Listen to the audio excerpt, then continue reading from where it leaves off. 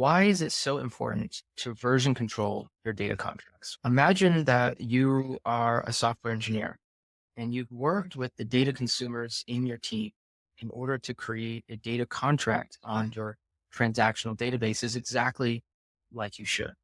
But like most things in the engineering world, change is inevitable and new features come along.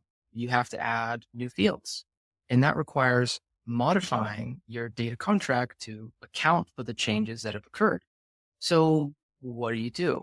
You're going to have to version your data contract because if you don't, you will introduce significant backwards incompatibility issues with every consumer who's dependent on that contract, just like any other API.